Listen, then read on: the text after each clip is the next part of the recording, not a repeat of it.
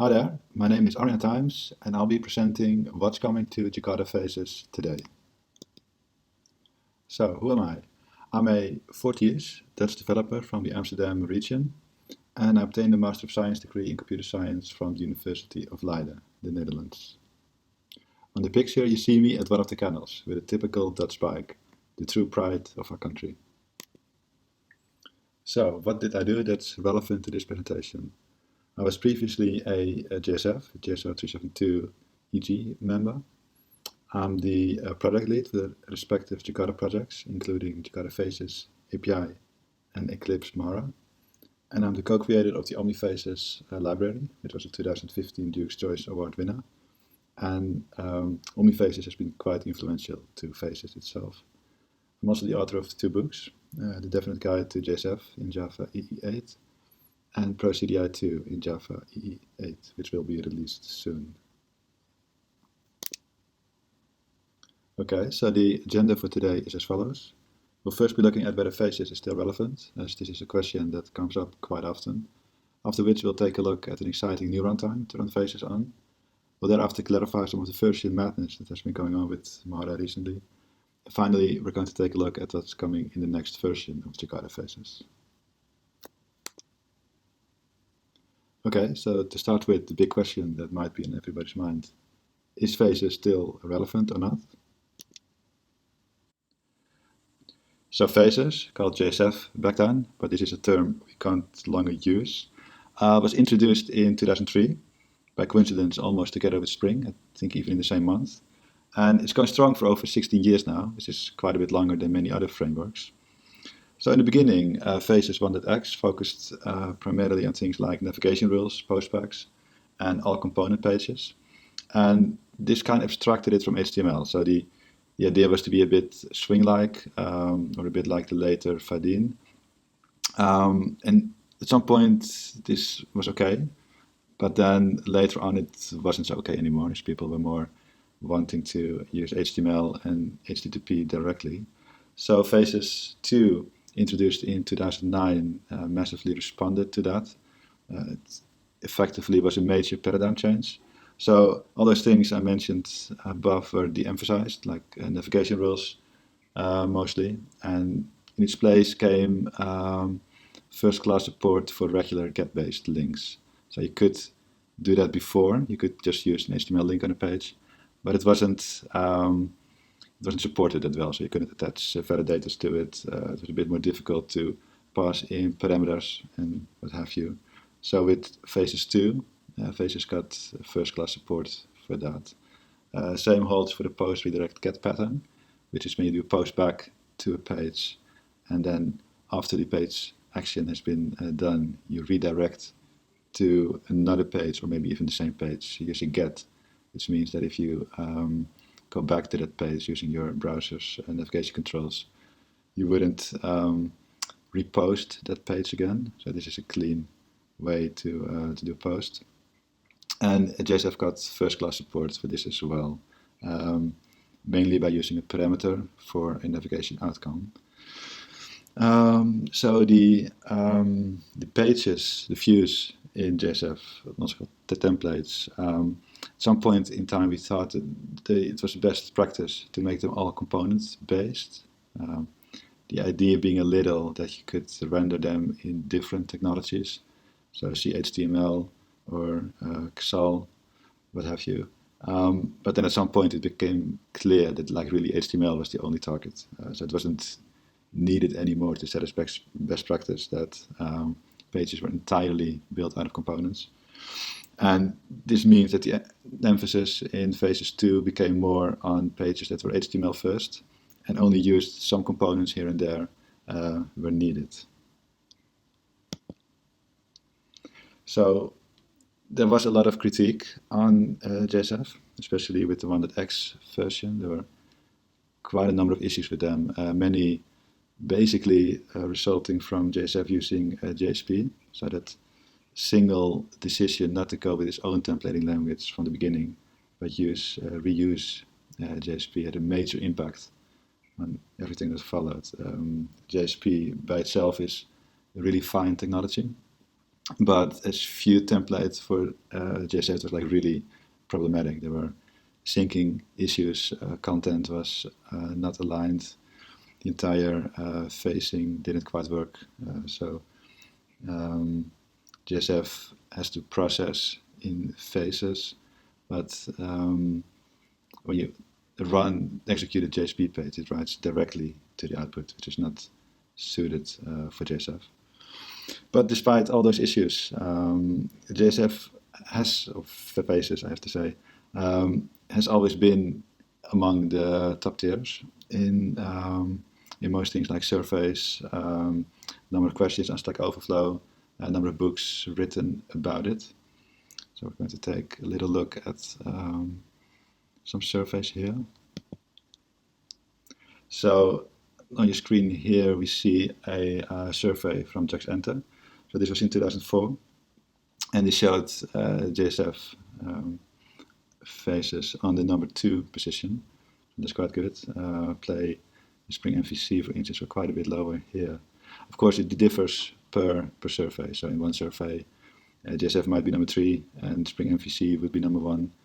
In another survey, JSF could be 3, and Fadin could be number 4, and say what have you, GWT would be number 1. So it did differ a little, but the main thing the surveys had in common that JSF was like always in the top tier, so always at number 1, 2, or 3 approximately.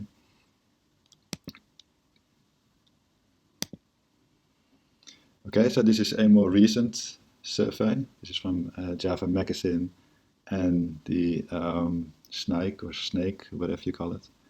And here you see that JSF, as it was still called in the survey, had 90%, meaning it was placed on number 3, which is still quite good, which is still in the top tier. So it's going down. So you don't quite see it in this survey, it's still like in the top tier. But overall, JSF usage is going down, but it's still quite good. It's still in the top 3 here.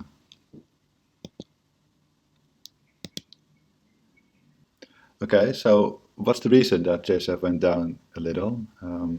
So it might not come as a surprise to many that the rise of client-side frameworks contributed quite a lot to this. It essentially started in 2010 with AngularJS. AngularJS is actually in its the way it felt to develop in it. It did quite feel like JSF at the time. So it was quite inspired, seemingly, by JSF. Then in 2013 we saw React by Facebook being introduced. In 2014 Vue, and in 2016 Angular. Despite its name, is quite a different framework from AngularJS. And what we see in the graph is of course quite clear. There's a very big rise in popularity of these. So in this graph, Angular is the blue one and React is the red one. So they're both rising quite rapidly, React even more so than Angular. And this has had a quite profound impact on server-side frameworks like JSF. So it's not just the JSF that went down, other server-side frameworks went down as well. So in general, I think it's fair to say that client-side frameworks are clearly the more popular choice today. It's always hard to estimate exactly or to have the exact numbers of usage, but conservative estimates would put client-side frameworks about 8 to 10 times being more popular than things like Faces, things like JSF. But that's okay. It's especially in the Jakarta ecosystem, they're quite compatible with Jakarta EE.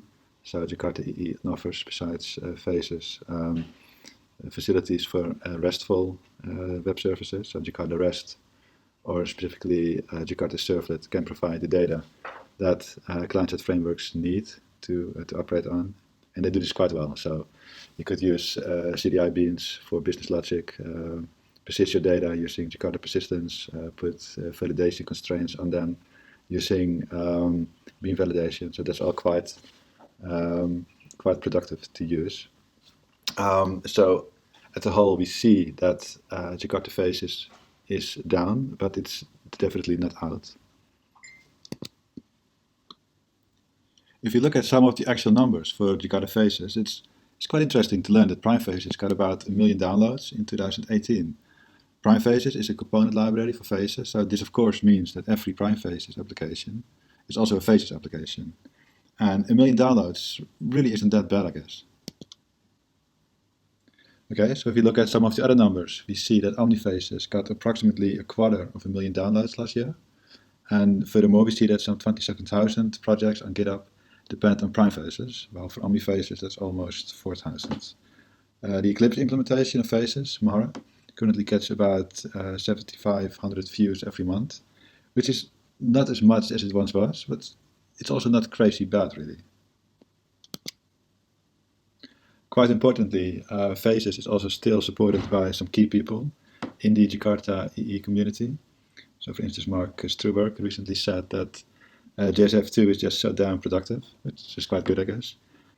And specifically, he says here that JSF is still rocking big time, and especially when it comes to easy development of data-driven UIs, and that's indeed the market that JSF is aiming for. So another way to measure whether a given product still has relevance is to see if there's an active ecosystem around it. And for Faces, this seems to be quite okay. In the last month alone, we saw releases of Boots Faces, releases of a new project called Prime Faces Achillean. And despite the version number 7.0, this is actually a new product. We saw Prime Faces 6.2.23 and 7.06, and this project called Joint Faces. OmniFaces had the release a couple of months ago, OmniFaces 3.3. So this is of course just a selection of things that have been released for Faces, but it's altogether not quite bad. So we see that despite the idea that Faces is going down, there's still quite a lot of activity around it. So quite an interesting development, recent development, is that server-side rendering, often abbreviated as SSR, is getting more and more attention lately. So this largely had to do because of the React server-side hydration feature, which basically means that an entire page could be rendered into a string. And then if you run React on the server side, you could send a string to the client, so you have this full page that you send. But it's not just React, it's also Vue.js and a number of others like that. So this is quite an interesting development, since we do see that things with client-side frameworks get a little bit more complicated when things like routing, the data fetching, and or Redux, which is the dependency injection feature for client-side apps. If they become part of the app, it all becomes just a little bit more complicated. It's not massively complicated, but it makes things a bit harder. And Jakarta Faces, being of course a native server-side rendering framework, does have the edge here. It's like all those things, routing, the data fetching, dependency injection, it's all quite trivial, quite simple to do. So what really are the advantages of server-side rendering? So for one, it generates ready-to-render HTML, which basically does what it says. It's HTML that the client can render right away. This might be faster, since if you just send data to the client, and the client still has an entire client-side framework to run with listeners being called, events being executed, multiple layers of code that you have to go through, it could potentially slow things down. It takes more CPU power, or it could take more CPU power on the client. Another thing is that fine-grained the data fetching is server to server. So this means that if you're on the server and you need to do several requests for items, say like a list of users, a price list, maybe the current company status, what have you, then all those things are separate API calls, separate service calls. And if you do them server to server instead of client to server, it could be quite a bit faster in the sense that there's less latency between servers than between the client and the server. So of course API gateways can mitigate that a little, but those things are work to set up. So when you do this server-to-server fetching of data, and then essentially call the data, combine them, and send them as a rendered result to the client, this could, in some cases, save you on bandwidth, even though the normal idea is that just sending data to the client takes less bandwidth, and this of course can be the case. But if the data that you send contains more things than the client needs, like for example you send a user the data structure to the client, but you only need the name of the user, and you send the entire user structure over, this takes more bandwidth obviously, and if you only use the name of the client, then this data is thrown away at the client. You could of course set up services where you have some kind of graph query language where you only ask it to send a name, but those things are generally quite complicated to code for, so it's not always done. So this server-side rendering essentially does that automatically. So I already mentioned that less processing on the client could happen, and this in fact means that it's better for battery life. So a lot of devices these days are mobile, so the more processing you do on the client, the more it takes away from that battery life. And the idea used to be that a client actually loves the CPU to be used, and you save on server CPU resources, and that's of course true, the latter.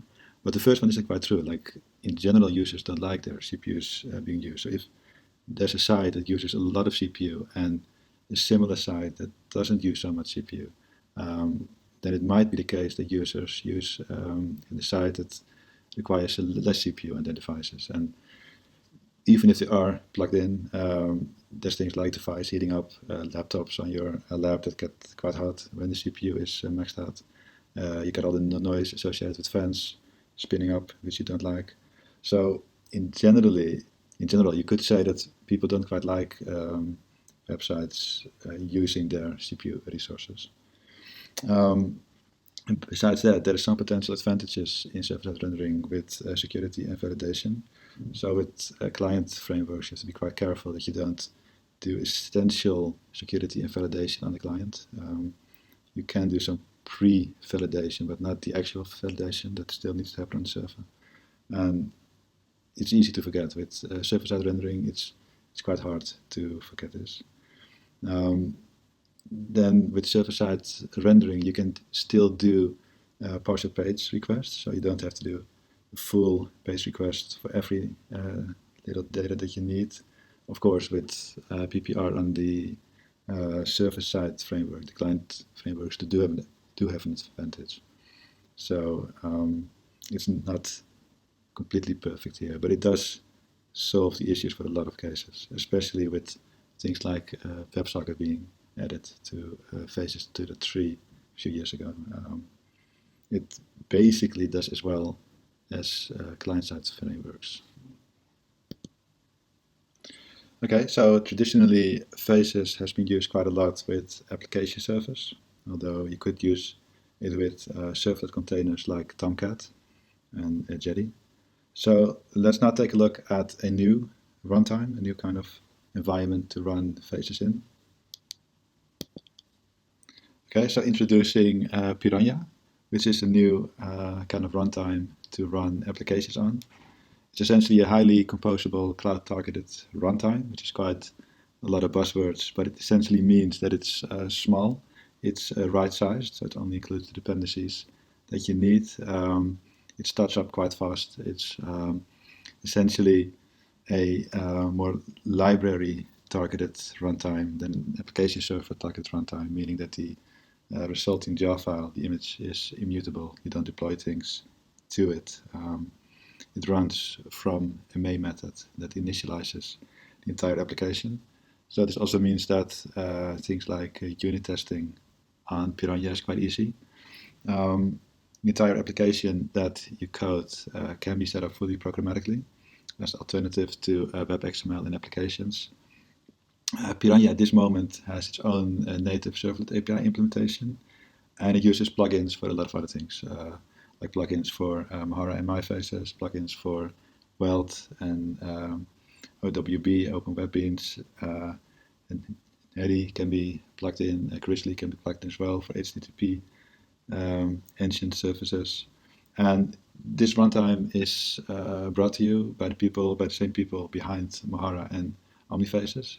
So there's quite a lot of experience in building those kinds of things. So going forward, Piranha might actually become the primary runtime that the Mahara developers are going to use to develop Mahara against. And the same could hold for the Jakarta authorization Eclipse implementation, which is upcoming, and the Jakarta e-security implementation, Soteria. And this is basically because running against developing and running against Piranha is quite easy. So you can quite easily code against it. You can quite easily configure it, set it up. It's quite fast to execute unit-style tests against it. So this might give it an extra impulse going forward. So there's a lot of extended tooling support coming up. So this is basically things for Killian, plugins for the Eclipse IDE, NetBeans, what have you. So one thing to notice is that everything is still very much under construction. So at the moment it's quite small still, but we kind of intend to expand on this. See how Piranha works in practice. So we have the Eclipse IDE opened here with the project already checked out.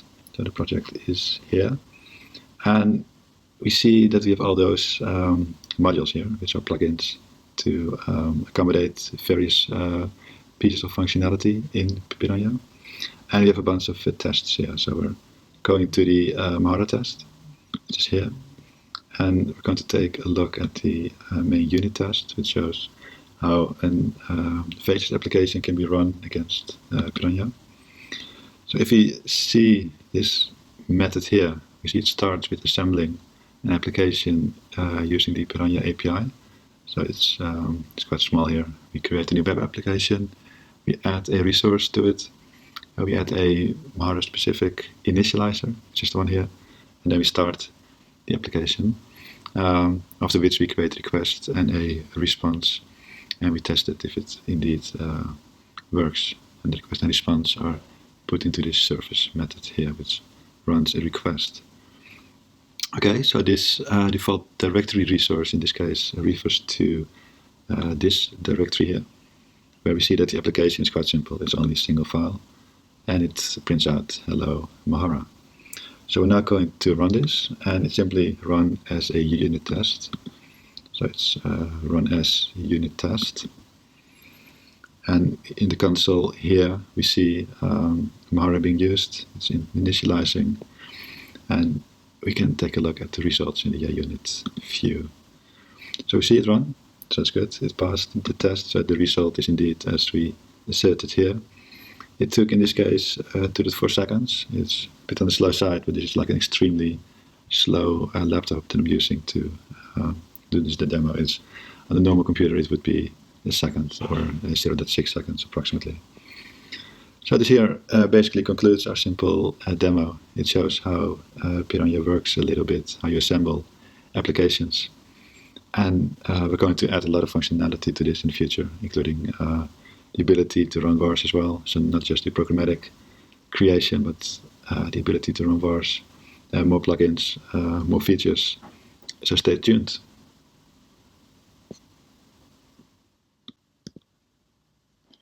Okay, so during the transition of JSF from Oracle to Faces at Eclipse, a number of different Mahara versions have been released, and they were quite confusing, to say the least. So let's take a moment to clear this up a little and look at what the version numbers are going to be going forward. So let's see. Originally, we had just the Mahara to the 3x rolling branch over at Oracle, and life was relatively simple. So we had the to the 3 versions there, and we released them from this branch, and things were quite easy. So then at some point we used the master at Oracle to start the vetting for the transfer process, which meant cleaning a lot of things, things that weren't used anymore, but also things that were were not clear, what the origin of it was, or the copyrights were not clear. So all those things were deleted, or the owners were found, and permission was asked for several things. So this work was done in master, and while this work was being done, there were still 2.3 versions being released from the rolling branch. So they seemed to be relatively clear still, but unfortunately things did become a bit more muddy quite fast. So the master was called 2.4, so basically just as a mean to distinguish the version being developed there.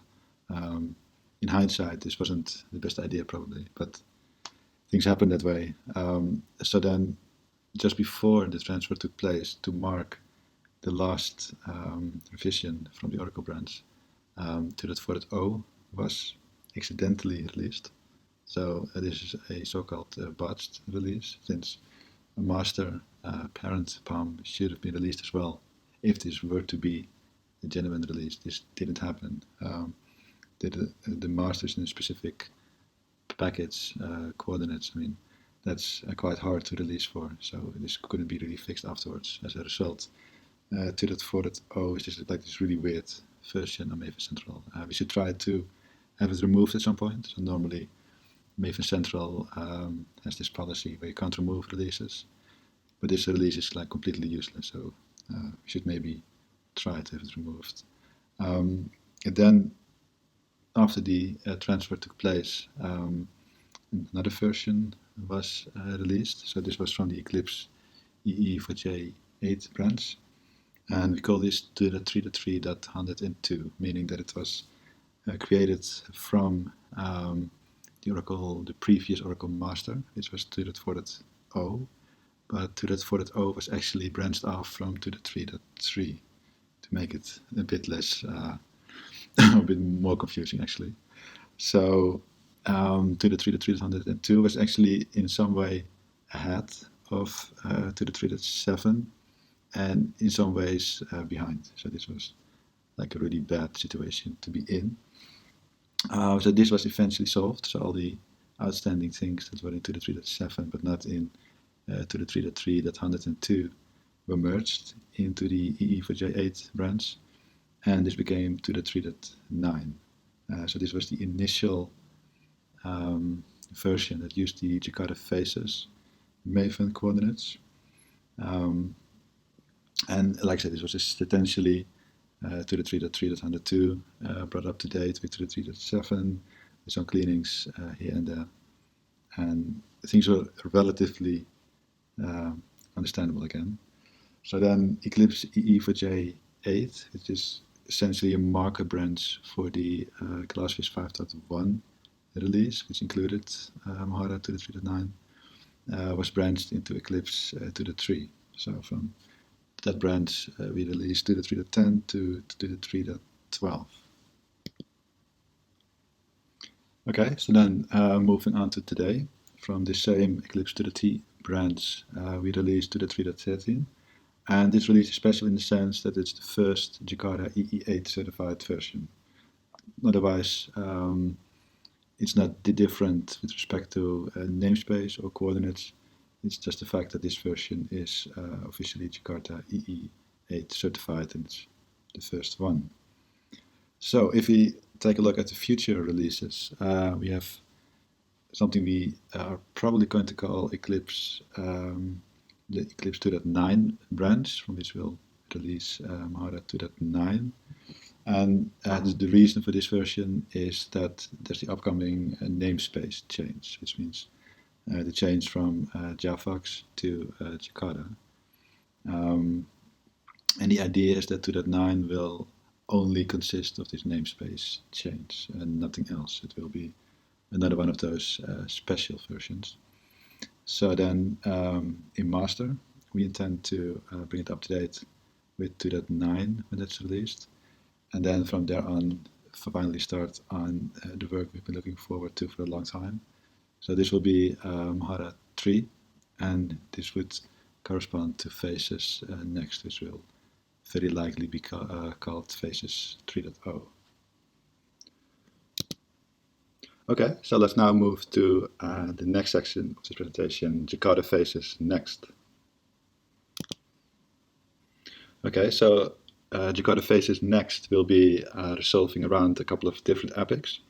And the most important epic of this release will be the removal of deprecated / temp items.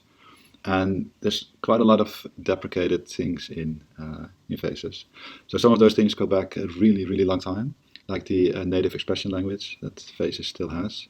So this was deprecated in 2005 with the release of Faces 1.2. It's basically the expression language on which the unified expression language is based. The one that got integrated with Jakarta server pages first, and then split out to its own expression language. So this has been lingering within Faces for a really, really long time, and I think it's now really time to deprecate this and remove it. So server pages support itself will be removed as well. So Jakarta server pages, or JSP, as it was called back then, has been perhaps a bit of a mistake to have in Faces. So as mentioned earlier, a lot of issues in Faces 1.x can be attributed back to the single decision of having Jakarta server pages support, having that used as the view templating language. So it was essentially deprecated in 2009 when the once external facelets was incorporated into JSF. Ever since then, a lot of things didn't support JSP, Jakarta server pages. So that's finally going to be removed. Then full state saving is going to be removed as well. This is one of those things in Faces that might have been a mistake from day one. It essentially boils down to that everything in the page is being saved to the state. And a lot of those things are just statics. They're like attributes, static attributes on components, what have you. So those things don't belong really in state. It's not state, it's just static data. So it has been replaced in JSF2 by partial state saving. So partial state saving only saves the differences that have occurred during the processing of a page. That's much less data. So full state saving was retained for backwards compatibility, especially at the time. Things like ice faces, rich faces, they had components that depended on full state saving, but that's all a long time ago. So it's finally time to let go of this.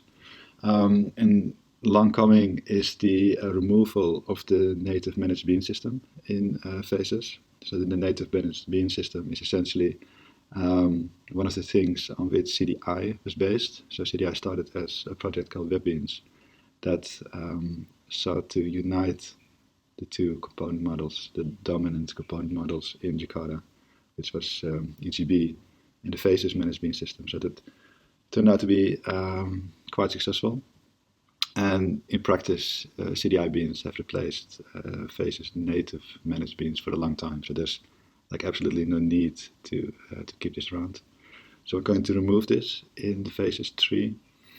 And some of the weird things that we're going to remove is this so-called fake Faces to the 2 mode. It was a bit of a temp thing.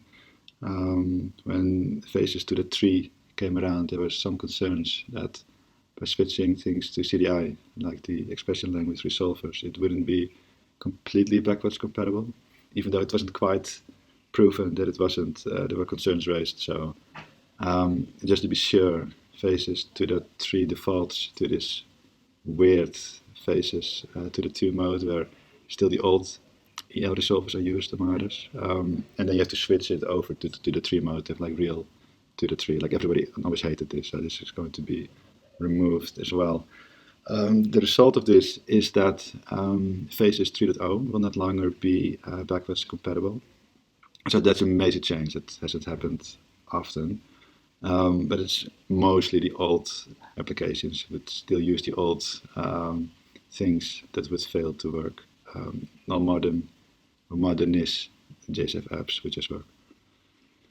Alright, some of the other things that we're looking at is continue the rebasing on CDI. So CDI has been introduced step by step ever since Faces to the 2. It started with flow scope, which was only CDI based. Then into the 3, a lot of things were rebased on CDI, like converters and the EL resolvers. We're going to continue this, so likely CDI events are going to be introduced. They might replace the Faces events, probably for a while they will live next to each other. So you have Faces events, they will be deprecated, and CDI events will take their place. And a couple of other things related to CDI, like internal artifacts, mostly factories will become CDI bins as well, kind of like it's now being done in Jakarta security. And probably a lot of other artifacts will be made injectable, although it's not sure yet at the moment which ones this will be. Okay, so modularization is high on the list as well of epics that we want to look at for Jakarta Faces next. And this basically boils down to the same kind of modularization as has been done for the JDK. So several features will be split out to their own modules. And this could, for instance, be flows, navigation rules, contracts, and maybe a few other things. And practically this means that an application can only depend on a subset of the JSF API. So it doesn't have to include the entire API. And this might make everything a bit leaner. So if you still want everything, you can just include the full module. If you only want to start with the base module and then add, say, flows and navigation rules, but not contracts, you could do that as well. So this would hopefully make things a little bit more manageable, a bit more lean. So the actual features are, of course, quite important as well. So we have compiled a small list of things to be considered. So there's nothing sure yet, but these are the things we're looking at this moment. So there are, for instance, extensionless views by default, and there might be an option to switch that off or option to switch the behavior. So we'll take a look at that in a while. We might look at a new phase or a lifecycle for MVC push, which has quite often been requested. So it's a bit controversial, of course, since MVC pull versus MVC push. It's a bit like a programming language with functional versus object-oriented. People have strong ideas about that, but we're going to take a look at this in a bit. The other thing that we often get complaints about is the API for sending a faces message. At the moment, this is quite complex in JSF to do. It was like one of the original complaints against JSF. Still hasn't been like fully resolved. Normally, Faces does bring a solution to this, makes it a lot easier to add Faces messages. So something like this would be brought into the core of Faces. The other thing we want to look at that has been done a couple of times in prototypes, but never included in Faces proper, is first-class support for creating views in Java. So currently, most applications would use facelets to do this. But actually, there's pretty usable Java API to do the same thing. So advanced users use this for creating dynamic components. So they can then dynamically manipulate the view using the Java syntax to create components, to add components. But you could just as well create the entire view this way. So the API has basically been there since day one in Faces, but there's never like a real easy way to create entire views this way. So we intend to add something for that. And one of the other things, small thing, is stateless views as a global option. So currently, you can set the state saving mechanism, like save state on client or save state on server globally. But stateless views have to be set per view. So we want to change that and make this a global option just as well. Okay, so what's the current progress for both implementations, Mahara and MyFaces? Mahara started with removing some of the deprecated items in the master branch, although we did have to do a lot of work for the EE4J branch, for the recent Jakarta release. So this has all been done in other branches, meaning that we're again facing this situation where like one branch is ahead in one way and the other branch is ahead in another way. So we probably have to consolidate that a little bit and then continue work in master. Especially the package change that's upcoming has quite an impact on the work we do there. So we also see that MyFaces has started with removing the JSF expression language and the admin's bean system. And they did a big cleanup as well. So, for instance, they merged shared and shared public modules into my Faces implement. And this was done because there were no other dependencies on those, so they could just as well include them there. And it has gotten quite a bit faster. So my Faces is already quite fast. And they got it about 50% faster still. And the jars are a bit smaller as well. So this is looking quite good. Okay, so let's take a look at an example of what removing the native expression language entails.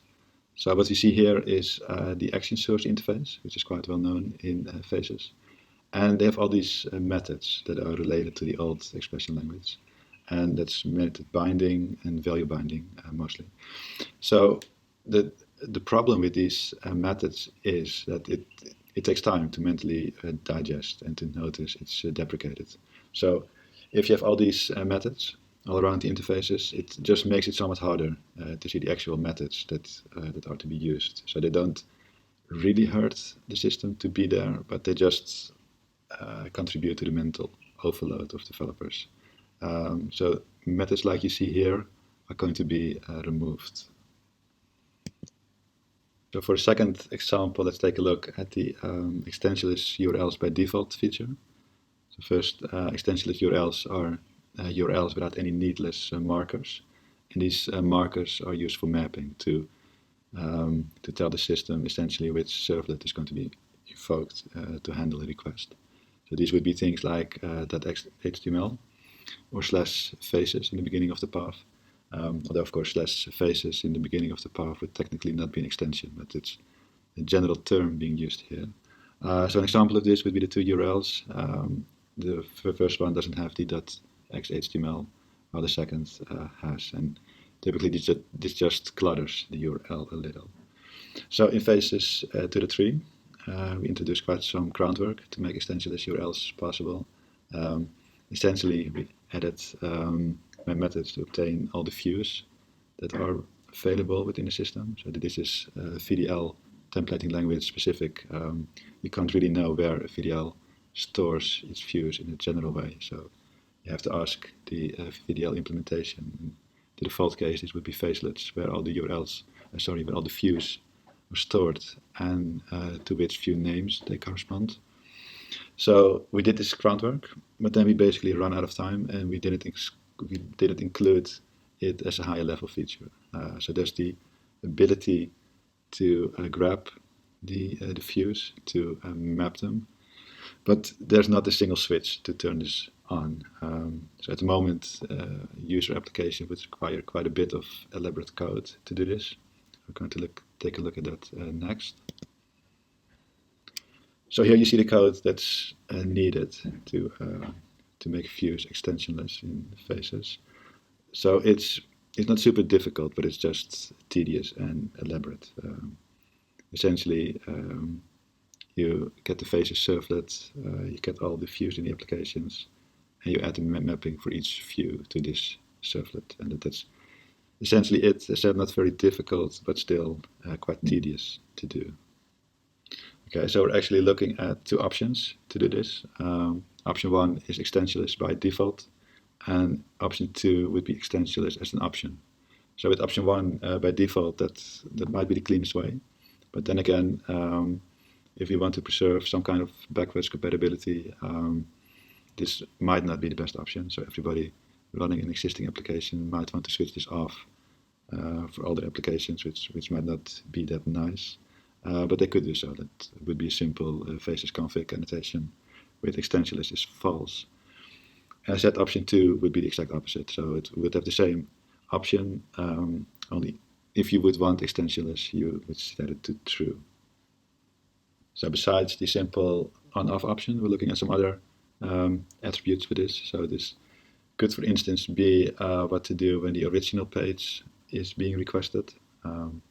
So this, if you won't do anything, you would get the source of the page, which would not, of course, be what you want. So we could look at essentially two options. One of them would be to send a 404 and not found when the original page is requested. So this would be the one with the extension. The other one would be a redirect to the extensionless version.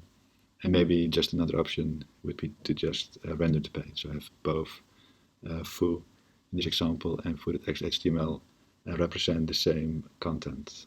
So we're not really sure which one we're going to add or which one to default to, which would be the most important decision to make. So we're still looking at this.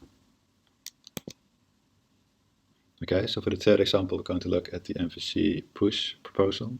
So Faces started as MVC pool, which is also called component-based MVC. And what MVC pool does is it logically starts processing at the view, and then the view pulls in data from multiple places, multiple controllers if you want. So in JSF, in Faces, this is technically not even the case, since it starts processing at the faceless servlet, which is the controller, and then the controller calls the view.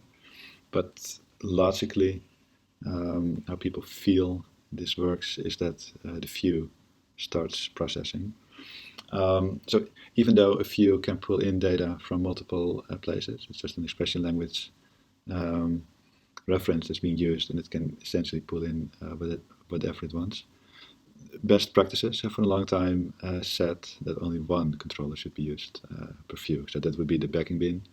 And the general rule is to have one backing bin per view. So it could still reference some helper beans, some helper controllers, but essentially the main advice has always been one controller, one backing bin per view. So in Faces 2, released in 2009, we did already add a couple of things for MVC push. So this is also called the action-oriented paradigm. And these were essentially the view param and the view action. So specifically the view action is quite action-oriented. It's in the name too, view action. So what this view action does, it executes an action at the start of a page. So you still logically have the page first, but the action is essentially executed when the page is requested, when the page is loaded. And this has this action-oriented feel to it. So in practice, Faces already functions as a kind of a hybrid MVC push-pull framework. Though of course it's leaning more towards pull. Okay, so these few actions in JSF, in Faces, they can sometimes be a bit hacky, or they feel a bit hacky. So for instance, if there's always a redirect to a different view needed, the view, the page, the template that triggers the view action is actually kind of unnecessary. It's just an empty placeholder and a URL mapping, if you want. So that feels a bit heavyweight in that sense. So the proposal is to introduce an action lifecycle in Faces, and that means that essentially the entire current lifecycle, where the Faces servlet is invoked, it loads a page, it tries to see if there's anything that needs to be restored, etc., etc. That's not going to be invoked. So the action lifecycle would only call a bean, a CDI bean, which would then act as the controller. And then the controller could redirect or perform some action, what have you. So it's important to realize this is not going to compete with Jakarta MVC, which is the other framework we have in Jakarta. Jakarta MVC is basically a pure action-based framework, kind of like Spring MVC, where you have JAX-RS-based controllers, and the entire lifecycle thing that JSF has, the entire component thing, does not exist. So it's a bit like programming languages, again, where you have pure functional languages like Haskell, Lisp, and you have pure object-oriented languages. And then you have languages that are like a bit in between, like Scala, Kotlin, recently Java, but they do lean more towards a certain spectrum. So obviously Java has some functional aspects to it, but it's only some. It still heavily leans toward the object-oriented model. So this would be the same with Faces. So it would have some action things like it already has, but it's not going to be an action-oriented framework. It remains a MVC pool framework. So this new action lifecycle is intended for cases where current Faces applications would now just use a servlet. So a servlet works, of course. It can process a request, do some processing, redirect, so that's essentially fine. But the thing is that the servlet doesn't have the Faces context available. So it runs, but it doesn't run within the Faces context. So some things can't be used there, some scopes aren't active. So that's all a bit problematic. And it's essentially the action in the lifecycle, the new bean type that would introduce would replace the cases we would otherwise use as servlet in the Faces application. Okay, so let's take a look at some code. Let's see how this actually looks in practice. So what we see here is the action bean, and it's basically made into an action bean by having this action mapping annotation on the method. And this would reference a URL. So this bean is fully executed within the Faces context, but the bean is executed first upon receiving a request for it. There's no fake empty page loaded. There's not a action triggered behind the scenes. It's just the servlet that is behind this would invoke this bean right away. So this has the advantages of being quite simple. So this can be implemented with just a few lines of code, essentially, in the implementation. We have a prototype available for this, which is on the URL shown below. And it's clear it's not that much code. It's essentially a custom lifecycle, custom servlet, and it looks up a bean and executes it. It's not much more than that. And so even though it's quite simple, this might really help JSF. Okay, so these were most of the examples that we were looking at. So we're coming to the end of this presentation. So as usual, you can help. Help is a lot appreciated, and a lot of people do help at the moment. So that's a big thank you to all our contributors out there. The URLs are listed here, and if you want to contact us, there's the mailing list as well. So once again, thank you. And with that, we're coming to the end of the presentation. Thank you.